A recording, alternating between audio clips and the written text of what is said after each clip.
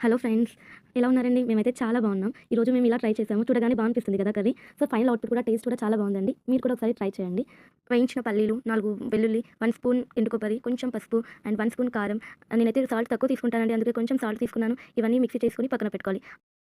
Spoons oil వేసి oil కొంచెం heat అయిన తర్వాత అందులో 1 స్పూన్ శనగపప్పు, ఆవాలు, జీలకర్ర ఇవన్నీ వేసి ఫ్రై చేయాలి. ఆ తర్వాత కొంచెం సేపయిన తర్వాత ముందుగా కట్ చేసుకున్న ఆనియన్, పచ్చిమిర్చి వేసి అందులో బాగా ఫ్రై చేయాలి.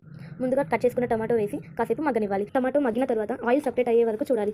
తర్వాత మనం ముందుగా కట్ చేసుకున్న గోరుచిక్కుడుకాయని ఇందులో వేసి బాగా కలపాలి.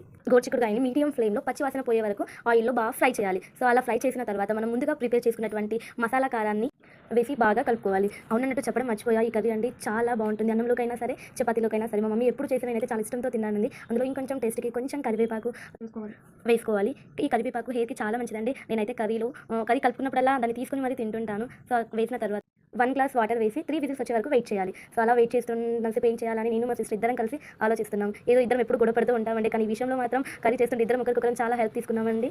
స్మెల్ అయితే చాలా బాగా వస్తుంది. తినాలనిపిస్తుంది. ఆ తర్వాత మేము కొంచెం విజిల్స్ వచ్చాక తీసిన తర్వాత అందులో ధనియాల పొడి, కొత్తిమీర 2 వేసేసామండి. 2 మినిట్స్ వెయిట్ చేసాము. ఆ తర్వాత స్టవ్ ఆఫ్ చేసి దించాము. స్మెల్ అయితే చాలా చాలా బాగుందండి. మీరు కూడా ఒకసారి ట్రై చేయండి. చాలా అంటే చాలా బాగుంది. Thank you friends. Thank you for watching.